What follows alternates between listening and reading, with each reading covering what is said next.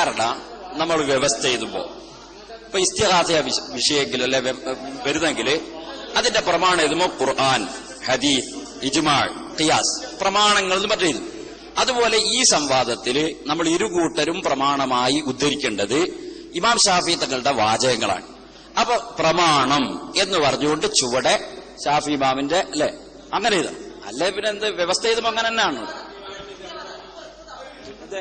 കഴിഞ്ഞില്ലേ? ഇനി ഞാൻ പറയാം. നമ്മളെ സാധാരണ ഞാൻ പറയട്ടെ വരും നമ്മളുടെ സാധാരണ വാദപ്രതിവാദം പോലെ നമ്മള് കൂടിച്ചേർന്ന ഒരു വാദപ്രതിവാദം അല്ല ഇത്.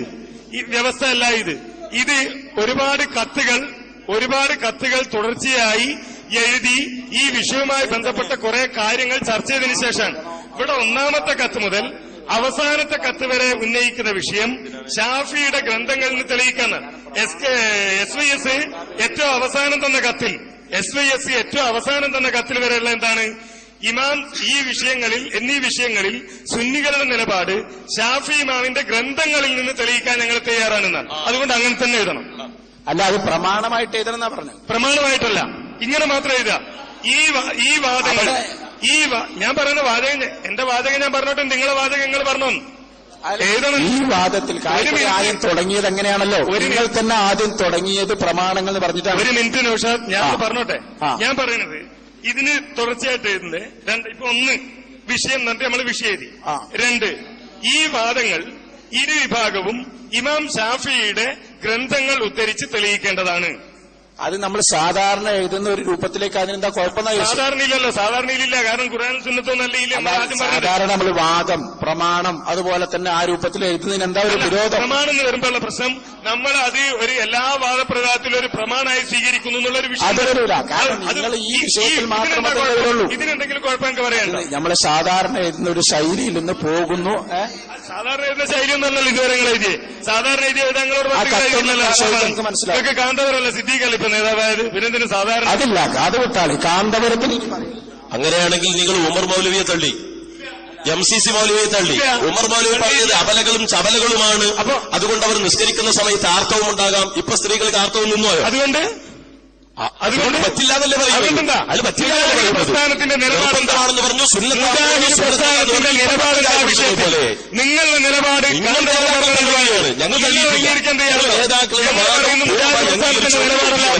ഞങ്ങൾ ഒരിക്കലും തള്ളിയിട്ടില്ല. നിങ്ങളാണ് സ്വന്തം നേതാക്കൾ തള്ളിയിട്ടുള്ളത്.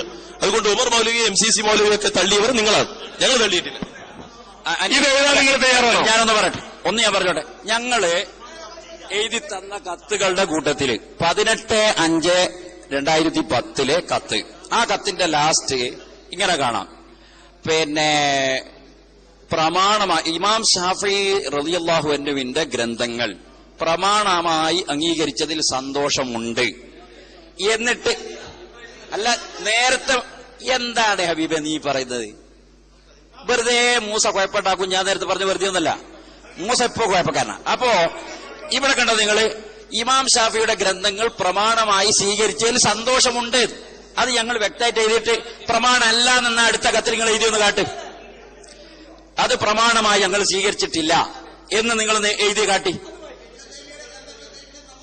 അല്ല മൗലവി, നിങ്ങളതൊക്കെ പറയുന്നത് ഈ എഴുതി അനുസരിച്ചായി പറയുന്നത്. ഈ എഴുത്തിന്റെ പേരിലാണ് ഇവിടെ ഈ സംവാദം ഉണ്ടായി വന്നത്. എന്നാ പിന്നെ അന്ന് നിഷേധിക്കും. നേരത്തെ ഹനീഫ് ഒരു കാര്യം അല്ല, നേരത്തെ നിങ്ങൾ പറഞ്ഞില്ലേ, നിങ്ങൾ ഇങ്ങോട്ട് കത്തെഴുതി തന്നപ്പോ ആ കത്തില് നിങ്ങളുടെ വാദം, അഥവാ ഞങ്ങളോട് നിങ്ങൾ എഴുതിയല് നിങ്ങളുടെ വാദം സ്ത്രീകൾ പള്ളിയിൽ പോകൽ ഹറാമാണ് എന്ന് നിങ്ങൾ എഴുതിയതിന് ഞങ്ങളൊന്നും പറഞ്ഞില്ല. അപ്പൊ ഞങ്ങൾ അംഗീകരിച്ചു എന്നാണ് നിങ്ങൾ നേരത്തെ പറഞ്ഞത്. അങ്ങനെയാണെങ്കിൽ പ്രമാണമായി സ്വീകരിച്ചതിൽ സന്തോഷമുണ്ട്, ഞങ്ങൾ എഴുതിയതിന് എതിർത്ത് നിങ്ങളൊന്നും എഴുതിയിട്ടില്ല. അല്ലല്ല, ശേഷം നിങ്ങൾ പറഞ്ഞു ഇല്ലേ? ഞാൻ പറയട്ടെ, കാട്ടി അത് പ്രമാണമല്ല. ഈ വിഷയത്തിൽ ഷാഫി ഇമാമിന്റെ ഗ്രന്ഥങ്ങൾ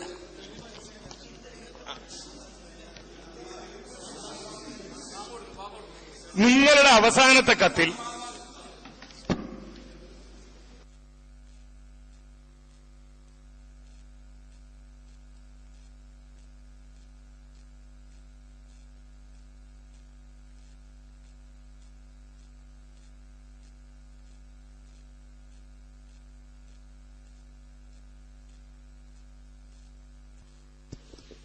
നിങ്ങളുടെ അവസാനത്തെ കത്തിൽ നിങ്ങൾ നൽകിയിട്ടുണ്ട്, ഷാഫി ഇമാമിന്റെ ഗ്രന്ഥങ്ങളിൽ നിന്ന് തെളിയിക്കാൻ ഞങ്ങൾ തയ്യാറാണ്.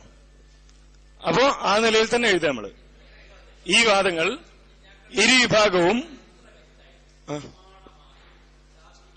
പ്രമാണമായി എന്ന് മാത്രമൊന്നല്ല, തെളിവുദ്ധരിച്ചു എന്ന് എഴുതിയിട്ടുണ്ടല്ലോ. അതിന്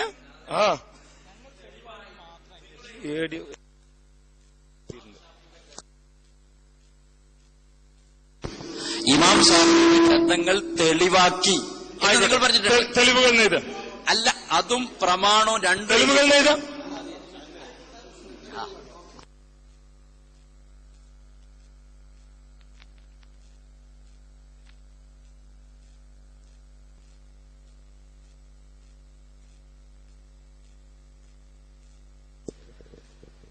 മേൽവാദങ്ങൾ ഇരുവിഭാഗവും ഇമാം ഷാഫിയുടെ ഗ്രന്ഥങ്ങൾ ഉദ്ധരിച്ച് തെളിയിക്കേണ്ടതാണ്.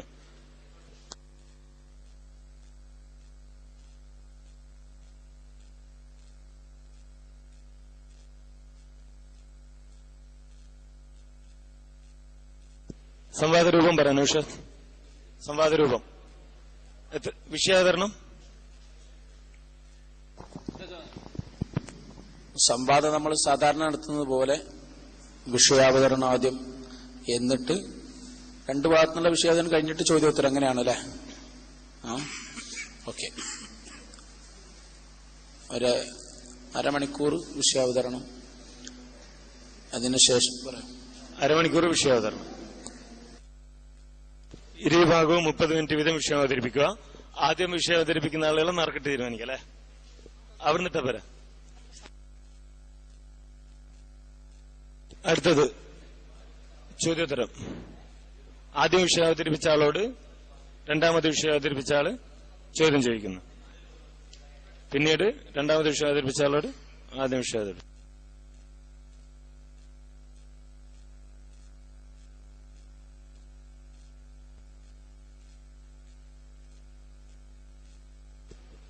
ചോദ്യോത്തരത്തിന് സമയം, ചോദ്യം ഉത്തരം 5 മിനിറ്റ് വീതം. കുഴപ്പമൊന്നുമില്ല. 2 മിനിറ്റ് ചോദ്യവും 3 മിനിറ്റ് മറുപടി. 5 മിനിറ്റ് വീതം. ഓവറൊന്നുമില്ല. അങ്ങനെ ഓവറാണ്. ചോദ്യം അതിന്റെ ഉത്തരം അതിന് 5 മിനിറ്റ് പറഞ്ഞു. കാരണം ഇത് ഇനി ഈ ഇങ്ങൊക്കെ അറിയാലോ നമ്മള് എന്താണ് അതിന്റെ ഉദ്ദേശം എന്നല്ലേ. നിങ്ങള് ഞാനൊരു ചോദ്യം ചോദിച്ചു, അതിനുള്ള ഉത്തരം നിങ്ങൾ പറഞ്ഞാൽ ആ ഉത്തരത്തിന്റെ പൊള്ളത്തരം എനിക്ക് പറയാനുള്ള സമയം കൂടി. അതിനാണ് 5 മിനിറ്റ് തന്നെ. ആ 2 മിനിറ്റ് കൊണ്ട് നിങ്ങൾ പറഞ്ഞ ഉത്തരത്തിന് എനിക്ക് അവലോകനം ചെയ്യാൻ അടുത്ത ചോദ്യം ചോദിക്കാൻ വേണ്ടേ? അതൊക്കെ നടക്കും. നിങ്ങള് അതാണ് കഴിവ്. ഒരുപാട് നടന്നതല്ലേ. ഇവിടെ ചോദ്യോത്തരമല്ലല്ലോ, സംസാരല്ലേ. നമ്മൾ ചോദ്യോത്തരത്തിനെ പറ്റിയല്ലോ പറഞ്ഞു. 2 മിനിറ്റ് തമ്മിൽ ഇതൊക്കെ മാറ്റി വെച്ച് സംസാരാക്ക്. 2 മിനിറ്റ് സംസാരിച്ചപ്പോ ഇപ്പൊ ഇവിടെ തന്നെ നിങ്ങൾ പറഞ്ഞ് നമ്മൾ മറുപടി പറയുന്നുണ്ട്, പുതിയ ചോദ്യം ചോദിക്കുന്നുണ്ട്. ഇവിടെ തന്നെ കണ്ടതാണ്. അപ്പൊ 2 മിനിറ്റ് ഏറെയാണ്. 2 മിനിറ്റ് 3 മിനിറ്റ് ഉള്ള ഒരു അത് നമ്മൾ പറഞ്ഞ കാര്യം തന്നെയാണ് ആവർത്തിച്ച് പറയണത്. അവിടെ അങ്ങനല്ല. ഇപ്പൊ എല്ലായിടത്തും തന്നെയല്ലേ. ഇപ്പൊ തന്നെ നമ്മൾ നടത്തിയതല്ലേ. 2 മിനിറ്റ് വീതം വേണം. 5 മിനിറ്റ് വീതം.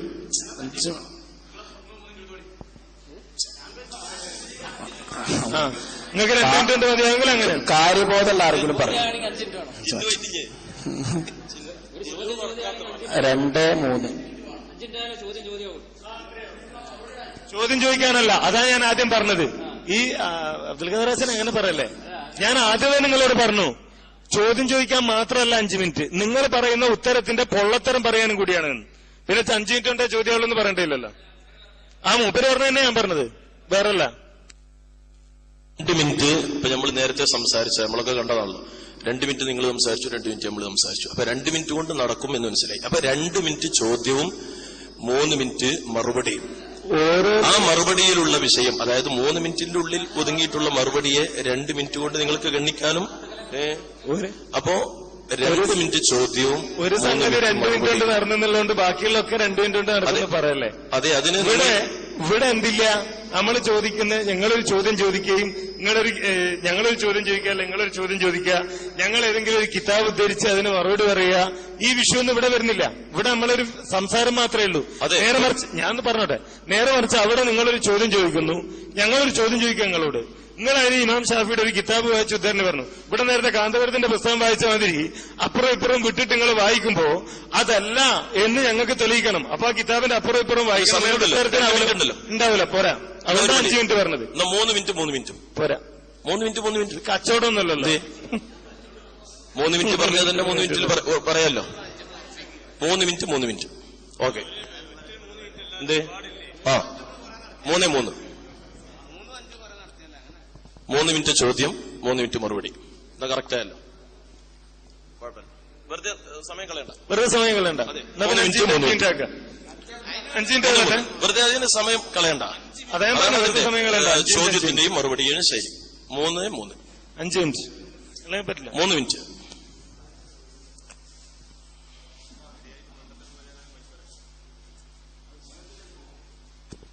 നിങ്ങൾക്ക് ഈ സ്ത്രീ ജുമാ ജമാഅത്ത് അനിസ്ലാമികമാണ്, തടയപ്പെടാണ്ടെന്ന് തെളിയിക്കാൻ ഇമാം ഷാഫിന്റെ ഗ്രന്ഥത്തിൽ തെളിവൊന്നുണ്ടാവില്ല. അപ്പൊ നിങ്ങൾക്ക് ഉണ്ടായിരുന്നാൽ മതിയാവും.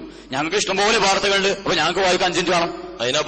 മിനിറ്റ് മാത്രമല്ല, ഞങ്ങൾക്ക് വേണം. 3 മിനിറ്റ് തരും. ഞങ്ങൾക്ക് ഒരു വാർത്ത വായിക്കും, പല വാർത്ത പോലെ അവരെ ടൈമിൽ വായിക്കാണ്ടോ ഞങ്ങൾക്ക് ടൈം വേണം. അത് 3 മിനിറ്റ് തോളി. ആകെ ഒരു 3 മിനിറ്റ് മാത്രം ഒതുക്കുന്നില്ല. ഞങ്ങൾക്ക് എത്ര സമയമാണെന്നുള്ളത് മറുപടി. 2 മിനിറ്റ് എന്ന് പറഞ്ഞതുപോലെ മനസ്സിലാക്കിയത് ഒരു 3 മിനിറ്റ് 5 മിനിറ്റ് പറയാൻ അധികാരം ഞങ്ങൾക്കുണ്ടല്ലോ. സുഹൃത്തെ പൊട്ടത്തരം പറയല്ലേ? മിനിറ്റ് ചോദ്യം റഫീഖ് ഹസനിയാണ് പൊട്ടത്തരം പറയുന്നത്. അല്ലല്ല, ഞങ്ങൾക്ക് എത്ര സമയം ചോദ്യവും 2 മിനിറ്റ് റഫീഖ് ഹസനി പറയുമ്പോ അതാണ് അംഗീകരിച്ചാലും നിയമമൊന്നുമല്ലോ.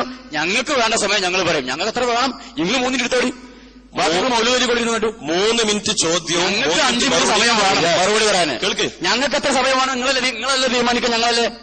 ഞങ്ങൾക്ക് എത്ര സമയം വേണം എന്ന് തീരുമാനിക്കൽ ഞങ്ങളല്ലല്ലോ. നിങ്ങൾക്ക് 3 മിനിറ്റ് മതി, നിങ്ങൾ എടുത്തോളി. ഞങ്ങൾക്ക് എത്ര സമയം വേണമെന്ന് ഞങ്ങൾ തീരുമാനിക്കും. തന്നെ അതാണോ ചർച്ച? ഒരാളൊന്നും മറ്റൊരാൾ വേറൊന്നും മണ്ടത്തിൽ. ഞാൻ പറയട്ടെ നൗഷാദ്, നമ്മള് പിന്നെ കുന്നത്തേരിയിൽ നമ്മൾ എഴുതിയത് 5 മിനിറ്റ് ചോദ്യം 7 മിനിറ്റ് മറുപടി. കുന്നത്തേരി. പിന്നെ മണ്ണാർക്കാട് 5 മിനിറ്റ് വീതം ചോദ്യോത്തരം. ഹൊസങ്കടി മണ്ണാർക്കാട് 4 മിനിറ്റ് ഒക്കെയാണ് നമ്മൾ എഴുതിയത്. അപ്പോ 5 മിനിറ്റ്. കോട്ടക്കൽ എത്രയായിരുന്നു? നമ്മള് ആയിക്കോട്ടെ 4-4 ആയിക്കോട്ടെ. 4 മിനിറ്റ് ഏതട്ടെ? 4 മസ്കൂർ.